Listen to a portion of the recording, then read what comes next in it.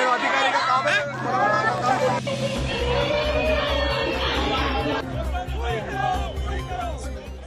तो नमस्कार, real news पे रियल बातों के साथ मैं गुड्डू चैनपुरी आप सभी दर्शकों का स्वागत करता हूं। तो दोस्तों, बात है कि जिम्मेवारी लेगा कौन, जिम्मेवारी किसकी है। लोग आजकल जिम्मेवारियों से भाग रहे हैं। अभी आपने एक न्यूज देखा होगा कि राजस्थान में एक स्कूल का छत गिरता है जिसमें 7 बच्चों की दर्दनाक मौत होती है और तकरीबन 40 बच्चे मलबे में दबे हुए हैं। लेकिन जिम्मेवार लेगा कौन, इस बात की जिम्मेवारी लेगा कौन। जहाज गिरे तो पायलट जिम्मेवार, भागदड़ हो तो पब्लिक जिम्मेवार, और स्कूल का छत गिरे टीचर जिम्मेवार, क्योंकि सब जिम्मेवारियों से भागते हैं। मुझे इस बात का दुख होता है कि मैं एक ऐसी सरकार का यहाँ पे समर्थन कर रहा हूँ जहाँ पे अपराध पूरी तरीके से बेलगाम हो चुका है। चिराग पासवान जी ये उठा रहे हैं, मुद्दा उठा रहे हैं, वो भी तो सरकार का ही अंग है। तो ऐसा लग रहा है जैसे प्रशासन पूरी तरीके से नाकामयाब है। सरकार हो रहा है, बिहार में इतना भ्रष्टाचार बढ़ गया है, तब भी आप उसी गठबंधन में क्यों हैं? क्योंकि आपको कुर्सी से प्यार। या तो फिर इसमें प्रशासन की मिली भगत है, और या फिर प्रशासन इस पे लीपापोती करने का कार्य कर रहा है, और या फिर पूरी तरीके से प्रशासन निकम्मा हो चुका है और अब इनके बस का नहीं है। आप तो केंद्र मंत्री इतने ताकतवर है, आपके तो 5-5 MP है, तब आप अपने आप को इतना कमजोर क्यों समझ रहे हैं? ये बात सही है कि जो ये घटना घटी है ये जितनी निंदनीय है, जितनी शर्मनाक है, कार्रवाई भी हुई है, गिरफ्तारी भी हुई है। सब जिम्मेवारियों से भागते हैं। कौन लेगा जिम्मेवारी?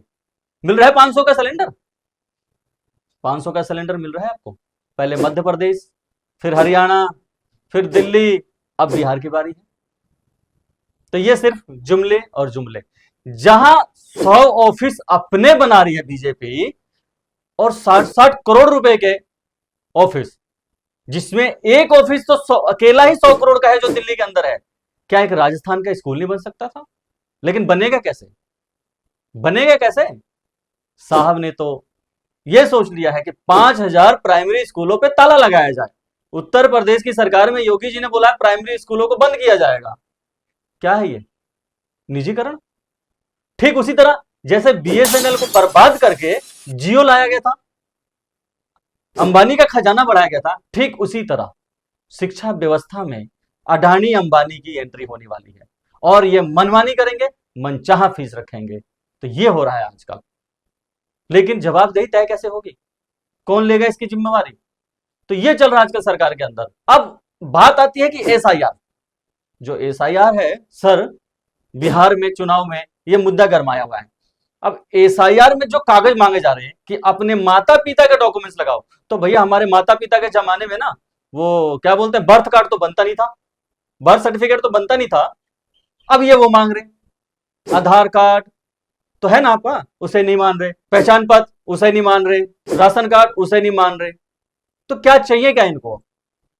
वहीं अब मैं आपको बताना चाहता हूं कि सत्यपाल मलिक के बाद जगदीप धनखड़े और अब चिराग पासवान ने भी यह खेमा उठाया और बोलना शुरू किया है, क्योंकि सरकार सुनने को तैयार नहीं है।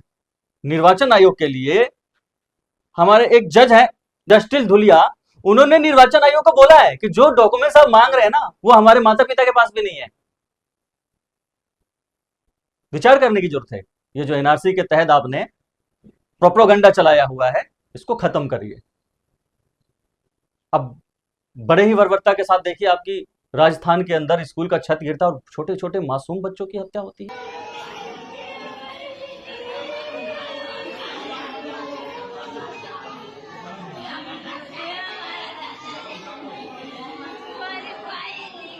ये हत्या कहलाएगी? ये हादसा नहीं है, हत्या है। और सरकार इस पे बोलने को तैयार नहीं है।